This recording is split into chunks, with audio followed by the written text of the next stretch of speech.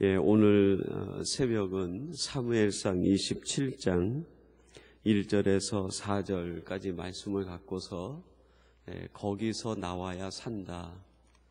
거기서 나와야 우리의 믿음과 신앙이 회복된다 하는 말씀을 오늘 말씀을 통해서 같이 나누고자 합니다. 오늘 말씀에 보면 그 다윗이 그 사울의 추격을 피해서 이제 한 가지 결단을 하게 됩니다.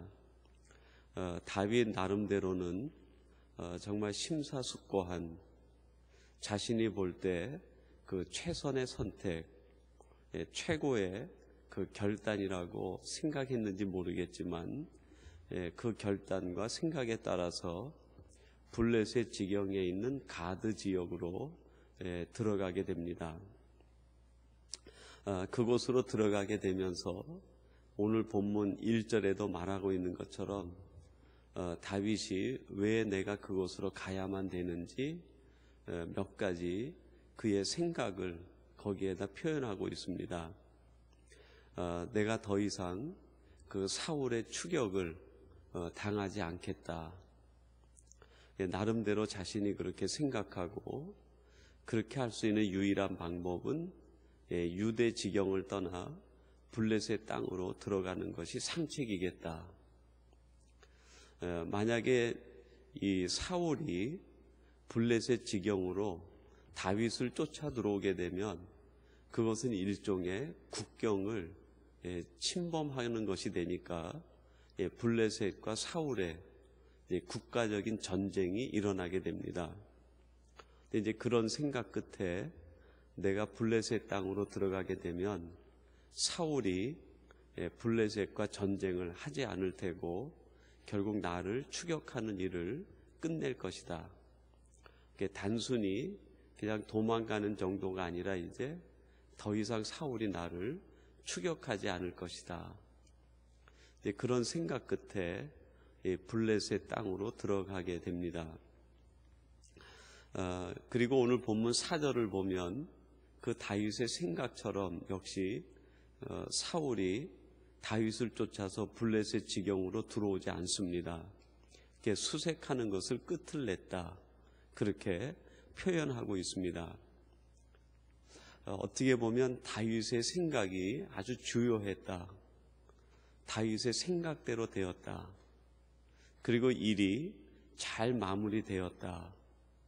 다윗이 그렇게 판단하고 또 자신의 결정에 대해서 자부심을 가질지 모르겠어요. 그런데 오늘 이 말씀을 이렇게 기록하게 하는 까닭은 하나님이 볼 때 다윗의 결정에 대한 하나님의 무엇인가 서운한 점이, 또 하나님이 볼 때 뭔가 한 가지가 빠진 점이 있는 것 아니겠는가. 그것은 다윗의 생각과 결정 속에 하나님이 개입되지 못하고 하나님이 계산에 들어가지 못하고 하나님과 지금까지의 관계를 확신하지 못하는 그런 처사가 오늘 이 결정 속에 들어가 있게 됩니다. 그것을 깨우쳐주고 우리도 이러한 똑같은 상황을 만들어낼 수 있는 그것을 염려하신 하나님이 우리에게 교훈으로 보여주시는 것이 오늘 이 본문의 말씀 의미가 아니겠는가. 우리는 그렇게 말씀을 이해해 볼 수 있을 것 같습니다. 여러분, 우리들도 우리의 이렇게 삶을 살아가다가 아주 집요하게 붙들고 늘어지는 우리의 삶과 또 우리의 마음을 아주 괴롭히는 일들이 있을 수 있습니다. 마치 다윗이 이 사울의 추격을 끝낼 수만 있다고 하면 내가 무슨 일이라도 하겠다 하는 심정이 될 만큼 우리에게도 아주 집요하게 물고 늘어지는 그런 문제들이 있을 수 있습니다. 이 문제만 끝낼 수 있다고 하면 내가 어떠한 대가라도 지불하겠다.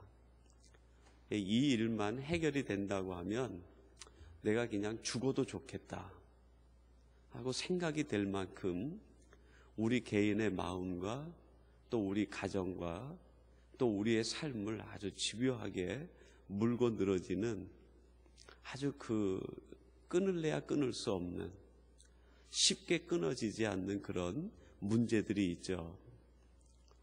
다윗은 그 문제를 해결하기 위해서 하나님이 기뻐하시지 않는 그 블레셋 땅으로 들어가게 됩니다.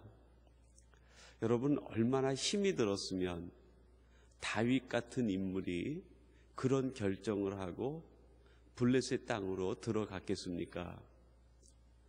그냥 유람 삼아 들어간 것이 아니라 다윗의 고통과 다윗이 마음으로 느꼈을 그 심리적인 아픔과 압박을 우리들이 정말 깊이 느낄 수 있을 것 같아요. 그렇다 하더라도 하나님이 우리에게 가르쳐 주시는 것은 끝까지 너희들이 이 블레셋 땅으로 들어가서는 안 된다. 그런 결정과 그런 결단을 내려서는 안 된다 하는 것이 하나님께서 우리에게 가르쳐 주시는 교훈 아니겠습니까? 다윗이 이렇게 블레셋 땅으로 들어가게 된 것은 첫 번째로는 사울을 두려워했기 때문입니다. 여러분, 오늘 본문 1절에도 보니까요, 다윗이 그 마음에 생각하기를 내가 후일에는 사울의 손에 망하리다, 그렇게 고백을 합니다. 내가 이렇게 쫓겨다니다가는 끝내 저 사울에게 망하리라. 그러므로 내가 사울이 쫓아오지 못하는 그곳으로 도망해야 되겠다. 내 뒷날 나의 미래가 불확실하다. 그러므로 내가 나의 미래를 만들어내야 되겠다, 보장해야 되겠다 하는 것이 다윗의 생각이었습니다. 여러분, 다윗의 후일, 다윗의 미래는 사울에게 달려있는 것이 아니라 하나님께 달려있는 것 아니겠습니까? 근데 집요하게 사울이 쫓아다니다 보니까 마치 자기의 미래가 지금 붙들고 있는 그 문제에 달려있는 것처럼 생각하게 되었고, 결국 그 문제에 의해서 자기 인생의 길이 혼란을 겪게 되고 방향을 잃어버리게 됩니다. 여러분, 우리가 만나는 문제가 무엇이든지 그 문제가 우리의 인생을 좌지우지하는 것이 아니라 하나님이 우리의 인생을 붙들고 있다는 것을 믿으시기 바랍니다. 문제는 단순히 문제일 뿐이지 그 문제가 우리의 삶을 좌지우지하는 것은 아니죠. 그 문제 뒤에 하나님을 바라볼 때 우리는 그 문제로 인해서 흔들리지 않고 방향을 잃어버리지 않을 수 있습니다.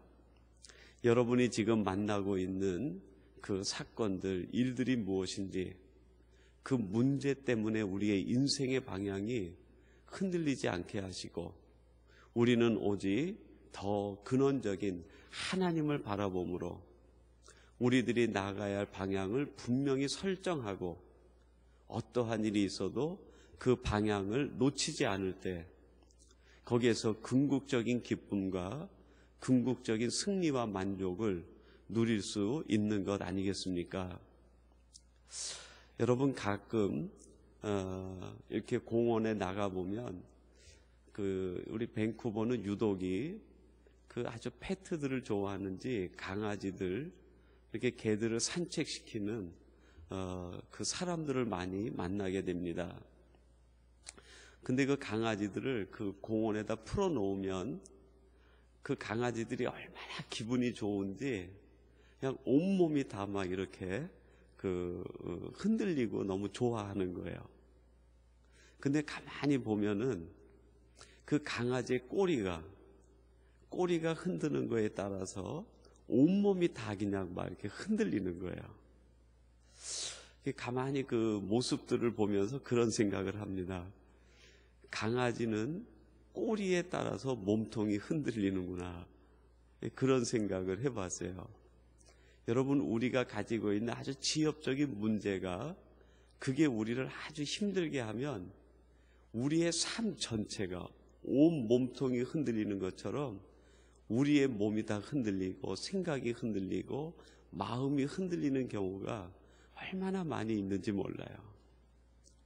여러분, 우리들이 중심을 잡고 우리의 문제의 꼬리가 진정하도록 만들어야 되는데 그 조그만 꼬리가 흔드는 것에 따라서 그 큰 강아지의 몸통이 흔들리고 머리가 따라 흔들리고 온몸이 다 그냥 흔들리고 있는 거예요.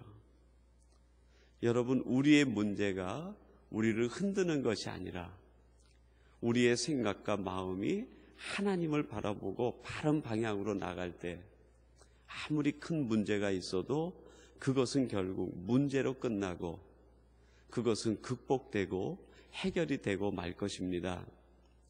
그런데 지금 다윗은 이 사울을 두려워하는 나머지 그의 인생의 방향이 잘못 설정이 되고 그의 인생이 잘못된 길로 들어가고 있습니다.